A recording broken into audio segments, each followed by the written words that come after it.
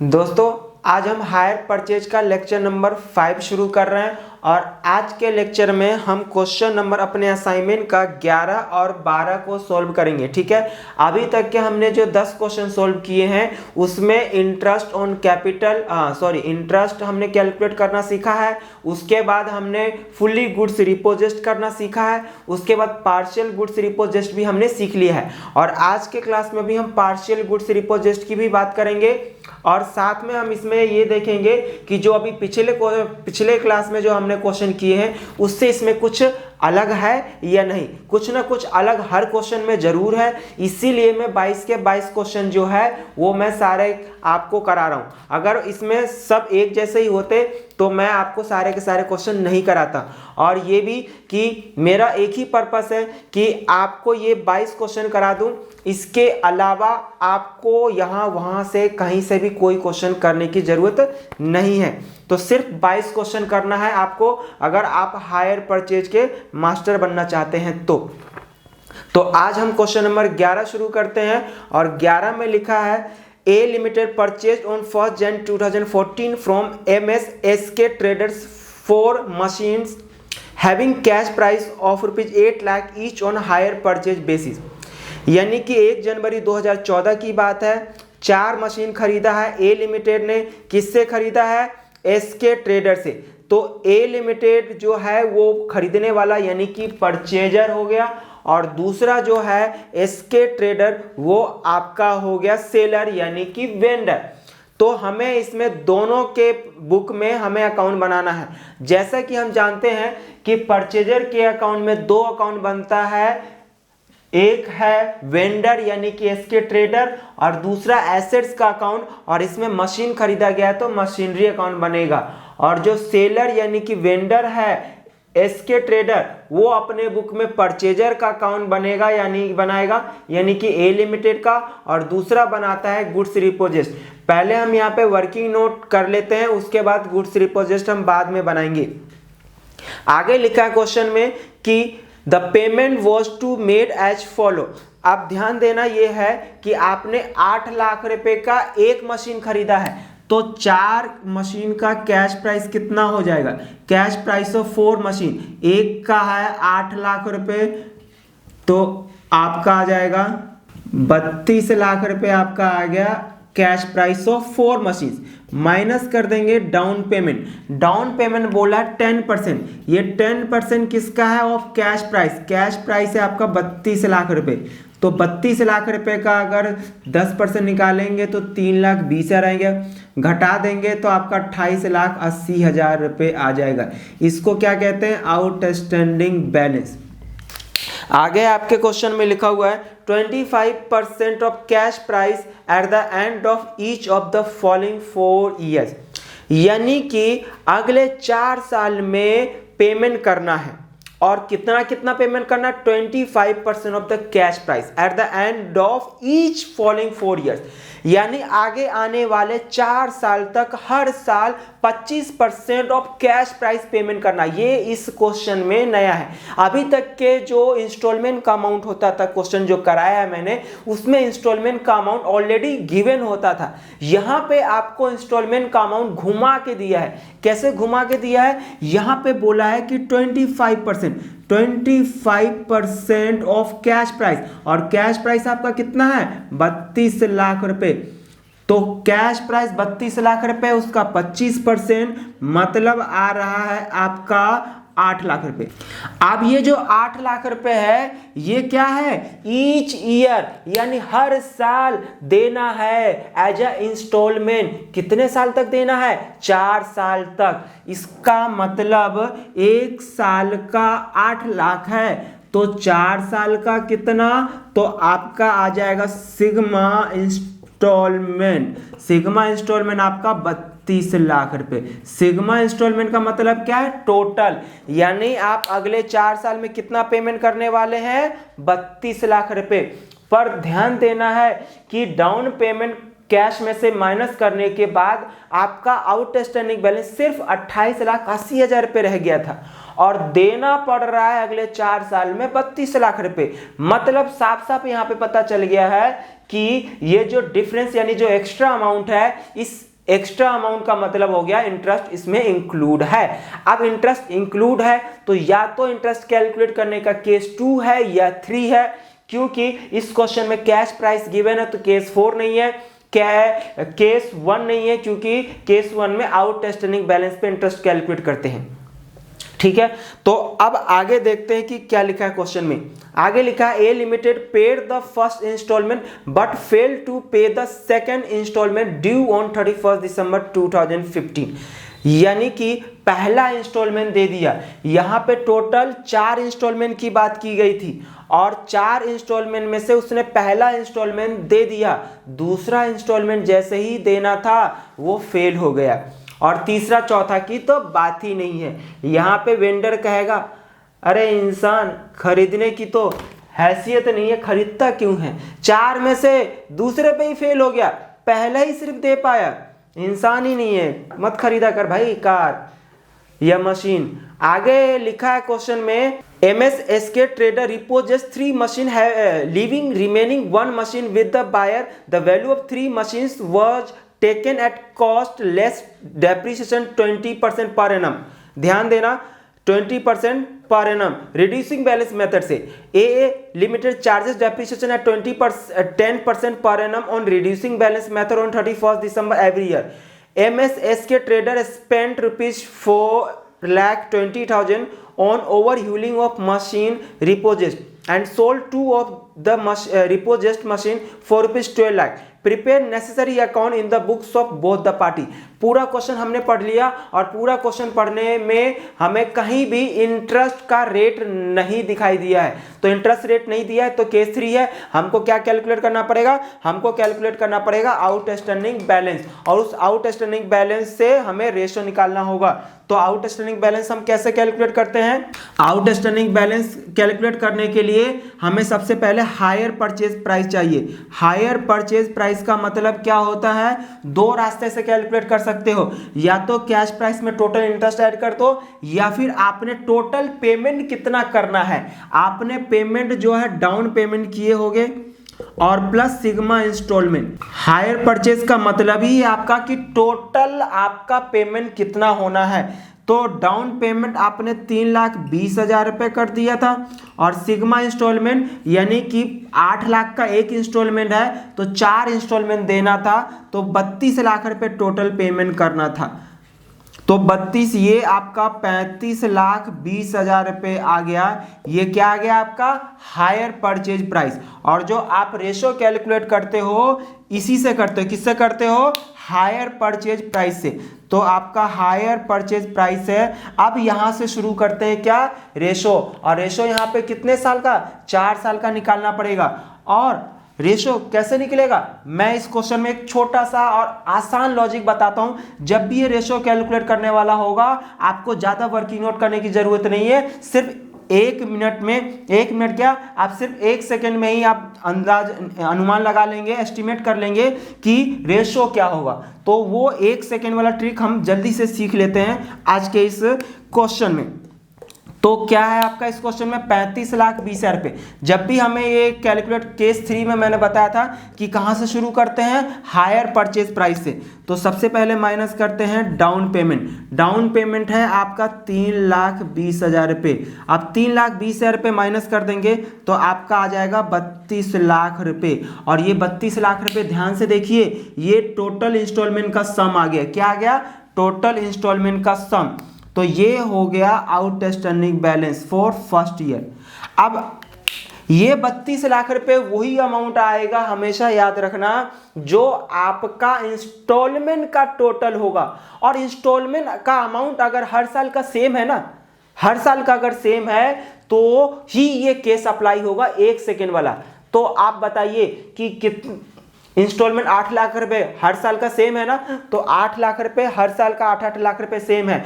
तो मतलब कि 8 का टेबल पढ़ लो, और 8 का टेबल अगर आप पढ़ोगे तो कैसे पढ़ोगे, 8 1 जा 8, 8 2 जा 16, 8 3 जा 24 एंड 8 4 जा 32। 2, ये आपका आ गया रेशो। आपको ये जितने रुपए का इंस्टॉलमेंट है ना उसका टेबल पढ़ना है और कब तक पढ़ना है, जितना इंस्टॉलमेंट हो।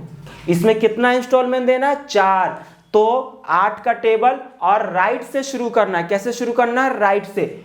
8 1 जा 8, 8 2 जा 16, 8 3 जा 24, 8 4 जा 32। अब मैं प्रूव करके भी बता देता हूं। अगर मैं इसमें से आपका पहला इंस्टॉलमेंट माइनस कर दूं तो बचेगा आपका कितना, 24 लाख। तो ये आउटस्टैंडिंग ऑफ सेकेंड ईयर। फिर मैं दूसरा इंस्टॉलमेंट माइनस कर दूं तो कितना बचेगा, 12 लाख रुपए। ये आपका आउटस्टैंडिंग ऑफ थर्ड इंस्टॉलमेंट आ गया, थर्ड ईयर का। और फिर मैं 8 लाख रुपए माइनस कर दूं तो बचेगा कितना, ये आपका थर्ड इंस्टॉलमेंट है, ये आपका सेकेंड इंस्टॉलमेंट था, ये आपका फर्स्ट इंस्टॉलमेंट है। तो आखिरी में फोर्थ ईयर में कितना आउटस्टैंडिंग बैलेंस रह गया, 4। तो हम इसी का तो रेशो कैलकुलेट करते थे। तो पहले साल का आउटस्टैंडिंग बैलेंस कितना था, 32 लाख रुपए। दूसरे साल के एंड में कितना बैलेंस है, 24 लाख रुपए। तीसरे साल का आपका आउटस्टैंडिंग बैलेंस कितना था, 12 लाख। और चौथे साल का बैलेंस है 8 लाख। तो आप जब इसका रेशो निकालोगे तो यही निकल के आएगा। कमाल है ना। तो यानी ये जो 1 सेकेंड वाला जो ये फॉर्मूला है ये कब अप्लाई होगा, जब इंस्टॉलमेंट का अमाउंट हर साल का सेम होगा। सीधी सी बात, ठीक है। तो इंटरेस्ट किस रेशियो में कैलकुलेट करना हमने सीख लिया। अब हर साल का इंटरेस्ट कैलकुलेट करते हैं। टोटल इंटरेस्ट कैसे कैलकुलेट करना है, तो टोटल इंटरेस्ट आप यहां से कैलकुलेट कर लेंगे। टोटल इंटरेस्ट कैसे आएगा, टोटल इंटरेस्ट आपका आ जाएगा hire purchase price minus cash price. यानी कि टोटल कितना पेमेंट करना है आपको, 35,20,000 और माइनस आपको अगर कैश में खरीदे होते तो कितना पेमेंट करना पड़ता, 32 लाख रुपए।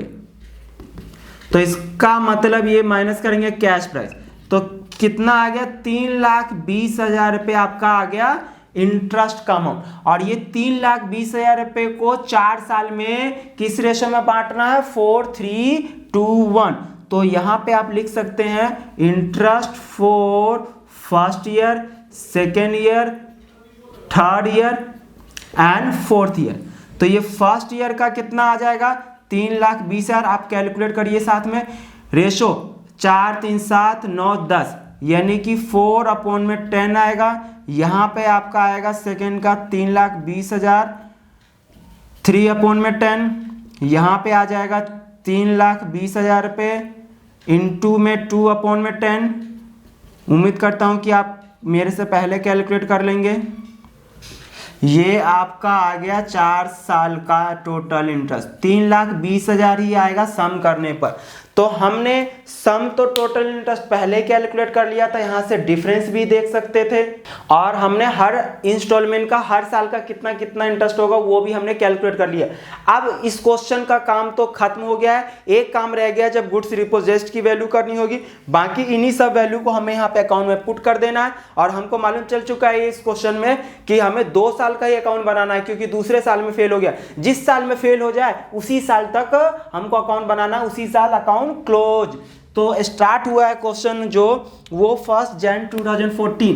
तो परचेजर के बुक में एसके ट्रेडर अकाउंट में हम जैन लिखेंगे 2014 जैन फर्स्ट में इधर क्या लिखते थे, बाई एचपी एसेट्स का नाम है यहाँ पे मशीनरी अकाउंट।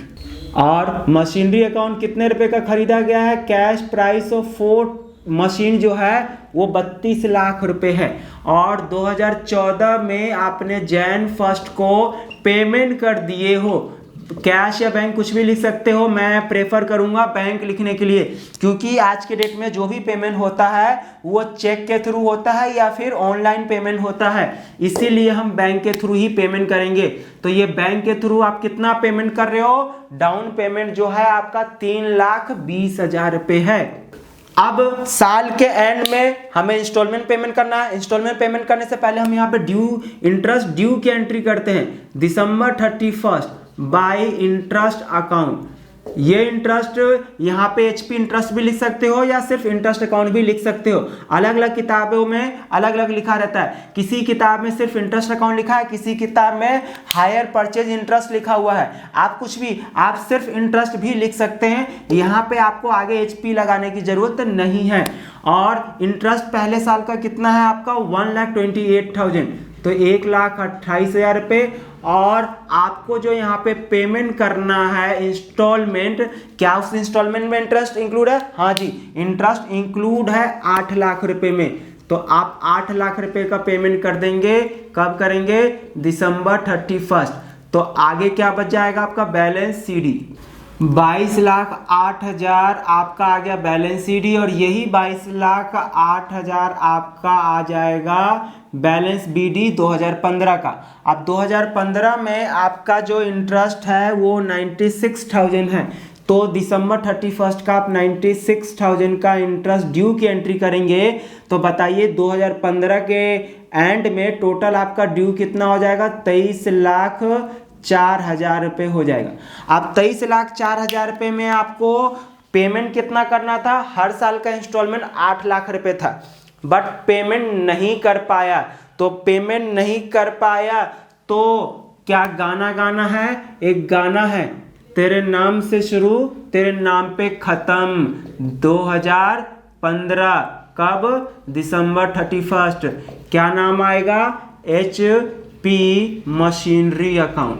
कैसे अमाउंट आता है यहाँ पे? हमें ये वर्किंग नोट से कैलकुलेट करना होता है।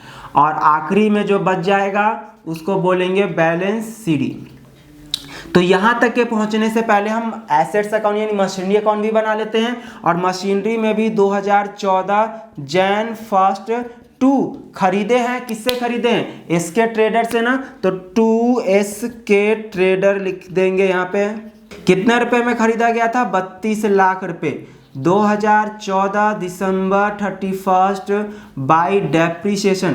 और डेप्रीशिएशन जो है वो ए लिमिटेड अपने बुक में किस रेट से चार्ज कर रहा है? 10% लिखा है। नीचे से लास्ट का जो है फोर्थ पैराग्राफ, फोर्थ लाइन है, A limited charges depreciation at 10% per annum on reducing balance method on 31 December every year. ठीक है, तो 10% चार्ज कर रहा है डेप्रीशिएशन। कौन से रेट से? 10% WDV। ठीक है, तो इसका मतलब 32 लाख रुपए का 10% 3,20,000 रुपये आ जाएगा। और आपका बैलेंस सीडी जो आ जाएगा वो बैलेंस सीडी आएगा 28,80,000 रुपये। ये आपका एक साल का कंप्लीट हो गया। अब नेक्स्ट ईयर पे हम पहुंचते हैं। तो नेक्स्ट ईयर का जो आपका बैलेंस बीडी होगा, क्या होगा? टू बैलेंस बीडी होगा 28,80,000 रुपया। ये है 2015 Jan 1। अब इसी साल में क्या हो जा रहा है कि गुड्स उठा के लेके जा रहा है, तो एंट्री तो होगी डेप्रीशिएशन की, क्योंकि साल के एंड में उठा के लेके जा रहा है। तो डेप्रीशिएशन लगेगा बाई डेप्रीशिएशन अकाउंट। और ये डेप्रीशिएशन कितने अमाउंट पे लगेगा? इस 28,80,000 रुपये का 10%, तो आ जाएगा 2,88,000 रुपया। और इसमें भी गाना गाएगा। कौन गाना गाएगा? ए लिमिटेड। बेचारा गाना गाने के अलावा और कर भी क्या सकता है? जब पैसा नहीं हो हाथ में तो इंसान को कोई पूछता नहीं है, इसको भी कौन पूछेगा। तो बैलेंस सीडी ये कहानी भी हमें वर्किंग नोट से करना होगा। ठीक है, तो आप पहले इसको इतना नोट कर लीजिए। उसके बाद ये गुड्स छीनने की या उठा ले जाने की हम कहानी को करते हैं। तो आप पहले ये वर्किंग नोट लिख लीजिए, उसके बाद हम इसको आगे करते हैं। गुड्स रिपोजिशन की कहानी के लिए हम एक बार थोड़ा सा और क्वेश्चन पढ़ लेते हैं। क्वेश्चन में आपका लिखा है कि, मैं सेकेंड पैराग्राफ पढ़ रहा हूँ। A limited paid the first instalment but fail to pay the second instalment due on 31 December 2015। यानी 31 दिसंबर 2015 को जो ड्यू डेट था वो सेकेंड इंस्टॉलमेंट का वो पेमेंट नहीं कर पाया। आगे लिखा है the value of SK trader repossessed 3 machine leaving remaining 1 machine with the buyer. यानी कि परचेजर ए ने कितना मशीन खरीदा था? 4। तो 4 में से एसके ट्रेडर को गुस्सा आ गया तो वो 3 मशीन जो छीन के ले गया, एक दया पानी करके छोड़ दिया। तो एक जो छोड़ दिया है और जो 3 लेके गया है, तो जो 3 लेके गया उसकी वैल्यू क्या है, तो बोला है the value of 3 machines was taken at cost less depreciation eight 20% पर annum on reducing balance method. कमाल है, मतलब ये सीधा सा इस क्वेश्चन में है कि जो ये 3 मशीन लेके जा रहा है, तो इसका मतलब हमें जो कैश प्राइस जो मशीन का 32 लाख रुपए था उसको 2 पार्ट में स्प्लिट कर देना है। तो कैश प्राइस ऑफ 3 मशीन्स और दूसरा साइड में आ जाएगा कैश प्राइस ऑफ 1 मशीन। एक मशीन का प्राइस था 8 लाख रुपए, तो 3 का कितना 24 लाख रुपए, और यहां पे कितना आ जाएगा 8 लाख रुपए। और ये वर्किंग नोट में हमें कितने साल तक के करना है, याद रखना सिर्फ उसी डेट तक करना है जिस डेट को वो छीन के ले जा रहा है, और कहां से स्टार्ट करना है, जिस डेट को उसने खरीदा था। तो 1 जनवरी 2014 से 31 दिसंबर 2015 पूरे के पूरे 2 साल का हमें ये वर्किंग नोट में डेप्रिसिएशन कैलकुलेट करना होगा। तो 24 लाख रुपए का डेप्रिसिएशन कैलकुलेट होगा at the rate of 20%। 24 lakh का तो आ जाएगा आपका 4,80,000, घटाने पे आपका आ जाएगा 19,20,000। अब दूसरे साल का डेप्रिसिएशन लेस करेंगे तो दूसरे साल का डेप्रिसिएशन भी इस 19,20,000 रुपये का 20%, क्योंकि रिटर्न डाउन वैल्यू मेथड है तो आप कर लेंगे तो 3,84,000, 15,36,000 रुपये आ गया। हमें 2 साल का ही करना था, 2 साल का डेप्रिसिएशन घटाने के बाद 15,36,000 रुपये ये वैल्यू वाला उठा के लेके जा रहा है 15,36,000। तो जो तेरे नाम से शुरू तेरे नाम पे खत्म, कितने नाम पे खत्म 15,36,000। तो 15,36,000 रुपये के वैल्यू का उठा के लेके जा रहा है। यहाँ भी वही गाना गाएगा, तो यहाँ पे जो गाना गाएगा तेरे नाम से शुरू तेरे नाम पे खत्म, तो यहाँ पे आएगा एसके ट्रेडर यानी कि वेंडर का नाम, और अमाउंट यही वाला आएगा 15,36,000 रुपया। अब यहाँ पे जो बैलेंस सीडी है इसके अकाउंट का, ये कैसे आएगा, ये आपका आएगा बैलेंसिंग फिगर। 23,04,000 में से आप घटा देंगे तो आपका आंसर आ जाएगा 7,68,000 रुपये। ठीक है, तो ये 23,04,000 में से घटाने पर तो ये अकाउंट तो आपका कंप्लीट हो गया है एक के बुक में एसके ट्रेडर का। मशीन को भी कंप्लीट कर लेते हैं। अब मशीन का बैलेंस सीडी कहाँ से आता है, मशीन जो है ये अकाउंट बना रहा था ए लिमिटेड कि उसके पास कितने एसेट्स है आज के डेट में, तो 2 साल बाद उसके पास सिर्फ एक एसेट्स रह गया है। तो ये जो बैलेंस सीडी इसमें से ये घटा के नहीं लिख सकते हैं। अब उसके पास सिर्फ एक है, 8 लाख रुपए का खरीदा था और 2 साल बाद हम उसकी वैल्यू चेक कर रहे हैं, तो 2 साल तक डेप्रिसिएशन घटा देते हैं। और ये जो ए लिमिटेड है अपने बुक में कितना % डेप्रिसिएशन चार्ज कर रहा है 10%, तो 10% के हिसाब से 2 साल का डेप्रिसिएशन घटा दीजिए। तो पहले साल 8 लाख रुपए का 10% अगर घटा देंगे तो 80,000 रुपये घटाने पे आ जाएगा 7,20,000। नेक्स्ट ईयर का जब डेप्रिसिएशन घटाएंगे, रिड्यूसिंग बैलेंस मेथड यहाँ भी है, तो 7,20,000 रुपये का 10% मतलब कि 72,000, 6,48,000 रुपये आपका आ गया 2 साल। तो ये 6,48,000 रुपये यहाँ पे हम बैलेंस सीडी लिख देंगे। कहाँ से आया ये आया है आपका वर्किंग नोट से। वर्किंग नोट नंबर 1 या 2 लिख लेंगे, 2 लिख लेंगे। ठीक है, अब आप ये टोटल करेंगे तो 28,80,000 रुपये। इस 28,80,000 रुपये में से आपको कितना लिखना है घटा के, आपको ये सारा घटा के जो आएगा तो बैलेंसिंग फिगर आ जाएगा। आपका बैलेंसिंग फिगर आ गया 4,08,000। और इसको क्या लिखेंगे, या तो प्रॉफिट एंड लॉस लिखेंगे या फिर लिखेंगे लॉस ऑन डिफॉल्ट। तो ये आपका अकाउंट भी कंप्लीट हो गया है। ठीक है, अब हमने क्या सीखा था कि इसी अकाउंट को नकल मार के आपको एसके ट्रेडर में लिखना है, यानी कि वेंडर के बुक में जो भी इसमें क्रेडिट साइड लिखे हो उसमें डेबिट साइड लिखोगे, और जो इसमें डेबिट साइड में लिखे हो उसमें क्रेडिट साइड में। तो हमने इस अकाउंट की शुरुआत कहाँ से करी थी, क्रेडिट साइड से, तो इसमें कहाँ से शुरू करेंगे, डेबिट साइड से। बस एक अंतर होता है इसमें कि हम यहाँ शुरू करते हैं एचपी मशीन से और यहाँ पे जो शुरू करते हैं वो शुरू करते हैं सेल्स से, क्योंकि इसके लिए जो है वो एसेट्स नहीं ट्रीट किया जाता है, सेल्स इनकम ट्रीट किया जाता है। तो 2HP सेल्स अकाउंट और कितने रुपए, सेम अमाउंट। आप पूरा का पूरा कॉपी करके लिखना है, आप लिखिए। अब हम आ गए हैं बाई गाना गाने पे। हमने ये क्रेडिट साइड में शुरू था तो देखो डेबिट में लिख लिया, ये इंटरेस्ट की कहानी हो गया।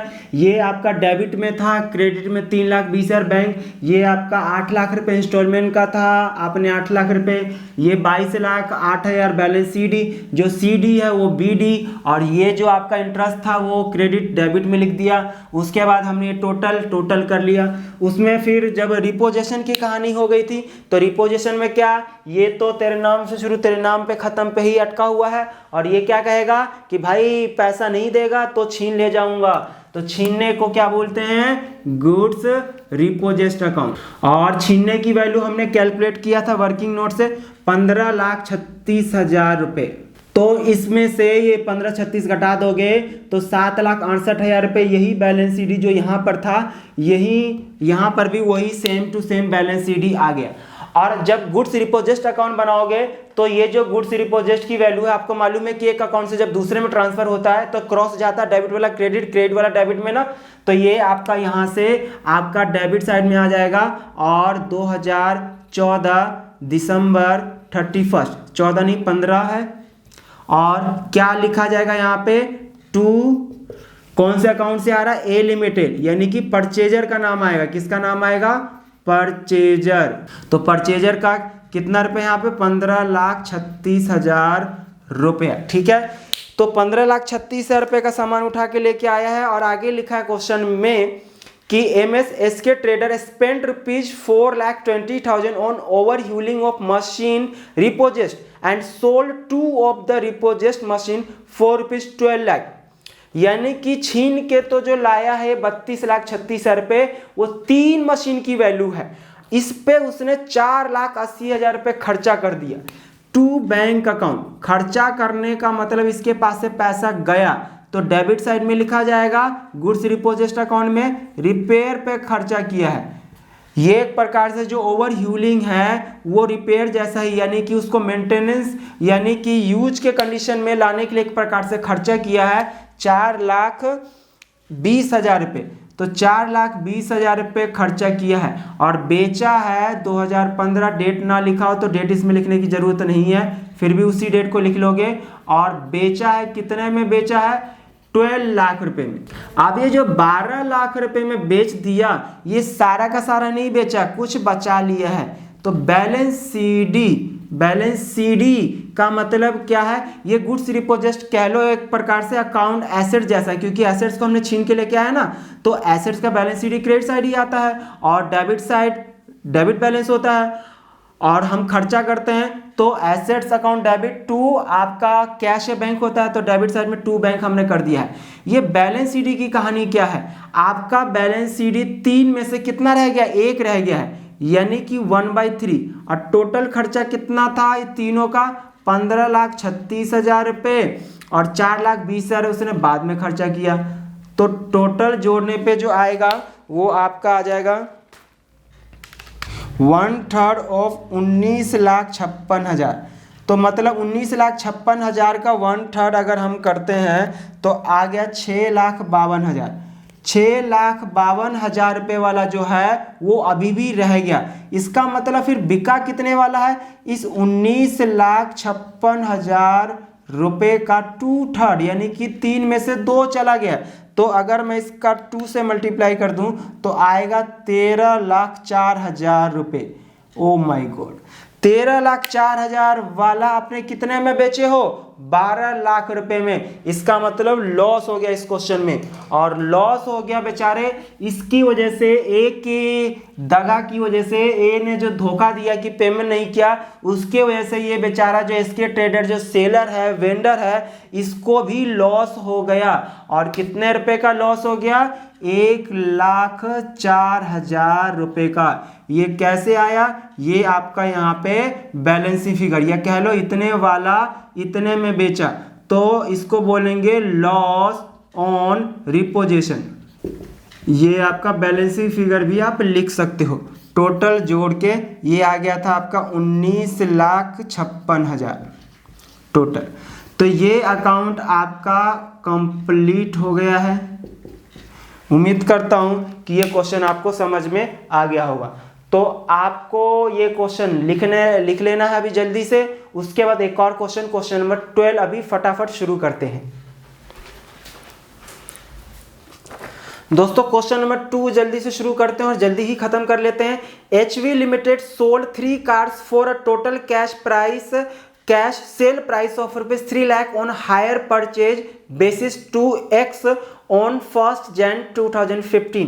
यानी अभी तक के जितने भी क्वेश्चन हमने किए हैं वो सारे क्वेश्चन में जो है वो परचेजर की कहानी से शुरू होता था, यानी कि X limited A limited purchase goods, और यहाँ पे सेल से, यानी कि पहले हमेशा जो नाम लिखा होता था वो परचेजर का नाम, यहाँ पे सेलर से शुरू हुआ है कि सेलर ने बेचा है, तो इसका मतलब जो HV लिमिटेड है वो वेंडर है। और इस क्वेश्चन में सबसे लास्ट में लिखा हुआ है prepare necessary ledger account in the books of X for 2015 to 2017, यानी कि आपको परचेजर के बुक में यानी एक्स के बुक में आपको एंट्री करनी है। और मालूम है कि परचेजर अपने बुक में कौन कौन से अकाउंट बनाता है, एक वेंडर का अकाउंट, और वेंडर यहाँ पे HV लिमिटेड है, और दूसरा एसेट्स अकाउंट जो एसेट्स खरीदा है, और इस क्वेश्चन में कार खरीदा है तो HP कार अकाउंट बनाया जाएगा। वेंडर के बुक में कोई भी अकाउंट बनाने के लिए नहीं बोला है, तो हमें देख के स्माइल करना है। और ऐसे भी वेंडर के अकाउंट में कुछ बनाना होता नहीं है, इसी का नकल करके हमको उसमें कॉपी करना होता है। तो 3 लाख रुपए का 3 कार है, तो cash price of 3 cars equal to है 3 लाख रुपीज। आगे लिखा है क्वेश्चन में आपका The terms of agreement provided for ₹90,000 as cash down and the balance of the cash price in 3 equal installment together with interest at 10% per annum compounded annually। मतलब यहाँ पे down payment 90,000 रुपये का पेमेंट कर दिया गया है, और 90,000 रुपये का डाउन पेमेंट करने के बाद जो बचेगा 2,10,000 रुपये, ये डाउन पेमेंट हो गया। तो ये 2,10,000 रुपये क्या आपका आ गया आउटस्टैंडिंग बैलेंस।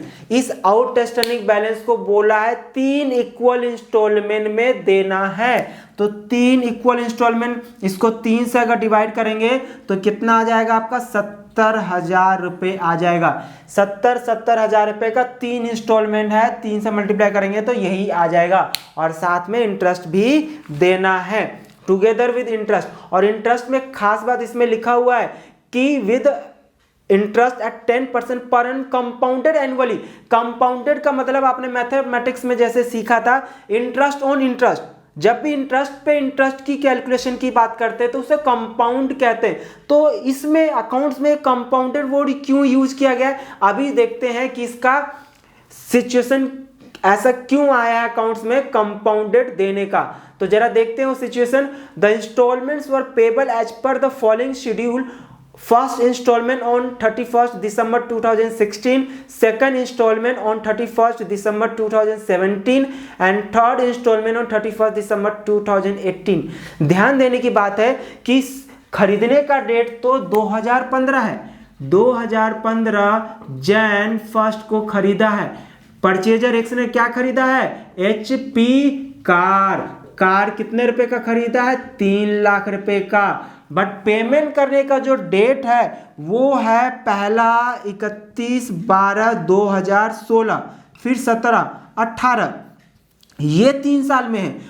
पर पहला पेमेंट करने का अगर ड्यू डेट सही से देखा जाए तो 1 जनवरी 2015 को खरीदा है, तो पहला तो 31/12/2015 में ही होना चाहिए था, पर 2015 में वो पहली बार पेमेंट नहीं कर रहा। उस समय बोला होगा भाई अभी 1 साल में ना मेरे पास पैसा आने वाला नहीं है, एक काम करो मैं 2 साल बाद जब दूसरा साल खत्म होगा ना तब मैं आपको उस समय से देना शुरू करूंगा एक एक इंस्टॉलमेंट।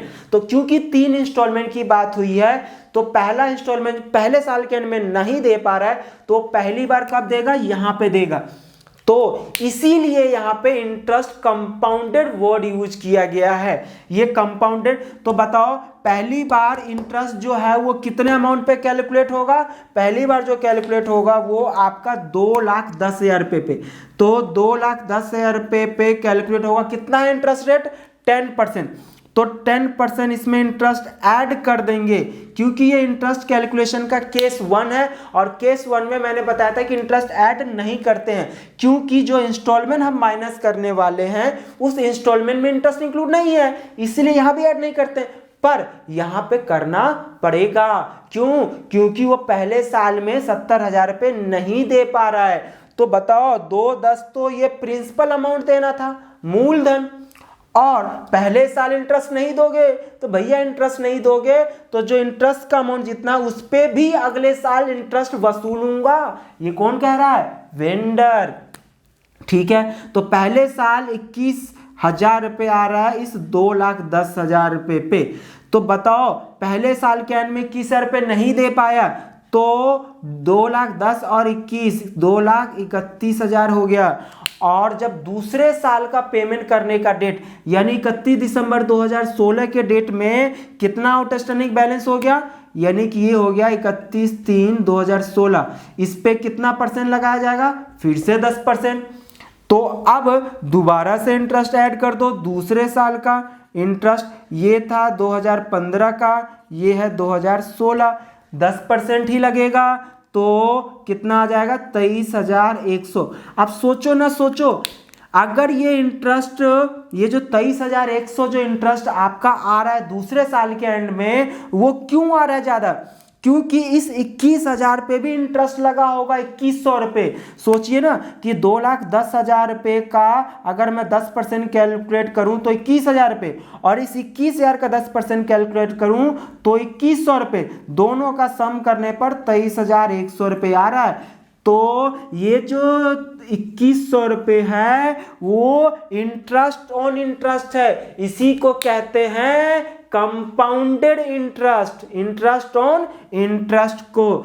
तो इसका टोटल जोड़ने पर आपका आ रहा है 2,54,100। मतलब 31/3/2016 के डेट में टोटल आपका ड्यू कितना हो गया, 2,54,100। अब वो पहला इंस्टॉलमेंट देगा तो माइनस कर देंगे फर्स्ट इंस्टॉलमेंट, और ये फर्स्ट इंस्टॉलमेंट कब माइनस किया जा रहा है, ये माइनस किया जा रहा है 31/12/2016। कितना इंस्टॉलमेंट माइनस करेगा, ये कितना पेमेंट, 70,000 रुपए इंस्टॉलमेंट का अमाउंट है, और बोला था टुगेदर विद इंटरेस्ट, यानी कि इंस्टॉलमेंट के साथ इंटरेस्ट ऐड करके देगा। 2 साल तक अभी 1 रुपए भी नहीं दिया है तो इंटरेस्ट उस पर 2 साल का हो चुका है। तो 2 साल का इंटरेस्ट, पहले साल का 21,000 रुपए और दूसरे साल का 23,100 रुपए। तो टोटल आपका आ जाएगा ये 1,14,100 रुपए। तो दूसरे साल जब वो पेमेंट कर, पहले साल यानी पहली बार वो पेमेंट कर रहा है 2016 में, तो 1,14,100। अब कितना बैलेंस बच जाएगा, 1,40,000। तो इसका मतलब ये तीसरे साल के लिए आउटस्टैंडिंग बैलेंस है। ठीक है, तो इस पे कितना इंटरेस्ट आ जाएगा, सीधा सीधा 14,000 रुपये। अब जब वो सेकेंड इंस्टॉलमेंट की बात करेगा यानी सेकेंड इंस्टॉलमेंट माइनस करेगा, तो बताइए अब सेकेंड इंस्टॉलमेंट तो दे रहा है ना सीधा सीधा टाइम पे, तो सीधा 1,40,000 रुपये में क्या इंटरेस्ट इंक्लूड है, नहीं है। तो इंटरेस्ट इंक्लूड नहीं है तो सीधा सीधा 70,000 रुपये माइनस कर दो। इंटरेस्ट अलग से हमने कैलकुलेट कर लिया, कितना सेकेंड ईयर का कर लिया, 14,000 रुपये। तो अब आखिरी साल का इंस्टॉलमेंट का अमाउंट कितना रह जाएगा देना, 70,000 रुपये आउटस्टैंडिंग बैलेंस, और इस पे कितना 70,000 का 10% जो है वो आपका आ जाएगा 7,000 रुपये। तो यहाँ पे माइनस कर देंगे थर्ड इंस्टॉलमेंट, और क्योंकि इस क्वेश्चन में थर्ड इंस्टॉलमेंट तक वो बेचारा पहुंचा ही नहीं है, उससे पहले ही फेल हो जा रहा है, तो उससे पहले ही फेल हो जा रहा है, तो हमें करने की ज़रूरत नहीं है। फिर भी हमने अपनी सुविधा के लिए इंटरेस्ट कैलकुलेट कर लिया है। इसमें ध्यान देने की बात है कि इंटरेस्ट हमने 4 साल का कैलकुलेट कर लिया है। 2015 का कितना आया 21,000, ये है 2015। 2016 का है 21,000। ये दोनों का एक साथ सम करके जो है यहाँ पे पेमेंट हुआ है 2016 में 31/12/16 को इतना पेमेंट हुआ है। और दूसरा इंस्टॉलमेंट 17 में देना था ना, तो 70,000 रुपये दे दिया। तो ये जब 70,000 रुपये दिया जा रहा था तो उस समय टोटल आउटस्टैंडिंग 1,40,000, उस 1,40,000 का ये 14,000 रुपये आ गया। और दूसरा इंस्टॉलमेंट देने के बाद 2017 में 70,000 रुपये रह गया था, तो 70,000 रुपये का 10% 7,000 रुपये, तो हो गया नहीं आपका 1 साल का इंटरेस्ट, ये आपका आ गया दूसरे साल का, ये तीसरा इंटरेस्ट और ये चौथा। तो चारों साल का इंटरेस्ट हमने कैलकुलेट कर लिया है। अब इसका फटाफट हम अकाउंटिंग कर लेते हैं। तो अकाउंटिंग में मालूम है कि दिसंबर 31 को इंटरेस्ट ड्यू की एंट्री करते हैं। इंटरेस्ट ड्यू की एंट्री जो है वो क्या है, पहले साल का इंटरेस्ट 21,000 रुपये, तो 21,000 रुपये सम कर देंगे तो 3,21,000 रुपये आ जाएगा। अब 2015 में Jan 1 को क्या हो रहा था, सिर्फ डाउन पेमेंट हो रहा था। तो डाउन पेमेंट कितना है, टू बैंक अकाउंट 90,000 रुपये का। क्या पहले साल में कोई इंस्टॉलमेंट पेमेंट हुआ है, नहीं हुआ है, तो पूरा का पूरा जो है वो क्या आ जाएगा, बैलेंस सीडी आ जाएगा। बैलेंस सीडी कितना, 3,21,000 माइनस 3,21,000 में से 90,000 रुपये घटाने पे कितना आ जाएगा आपका, 2,31,000 रुपये बैलेंस सीडी। अब यही 2016 का आपका Jan 1 का आ जाएगा by balance B. Balance B D आपका 2,31,000 रुपये। और 2016 में साल के एंड, दूसरा साल के एंड में इंटरेस्ट फिर दोबारा से ड्यू। इंटरेस्ट की ड्यू की एंट्री तो हर साल होगी, पेमेंट करो या ना करो। तो दूसरे साल इंटरेस्ट हमने कितना कैलकुलेट किया था, 23,100। तो ये 23,100 करने पर हमारा टोटल कितना आ गया था, 2,54,100। 2,54,100 2016 में टोटल था, जिसमें से हमने दिसंबर 31 को कितना पेमेंट कर दिया है, 1,14,000। ये मैंने आपको कैलकुलेट करके बताया था 1,14,100 कैसे आया। 70,000 इंस्टॉलमेंट, 2 साल का इंटरेस्ट, 1,14,100। और आखिर में फिर से बैलेंस सीडी रह गया था दिसंबर 31। कितने रुपए है बैलेंस सीडी, क्वेश्चन देख लेते हैं कि वो पेमेंट, हाँ यहाँ तक तो दे रहा था। देखते हैं क्वेश्चन में आगे क्या लिखा है एक बार और। लिखा है the instalment were payable as per the following schedule. First instalment हो रहा था 31/12/2016, सेकंड इंस्टॉलमेंट है 31/12/2017 एंड थर्ड इंस्टॉलमेंट जो है 31/12/2018। X paid the first instalment on time but fail to pay there after.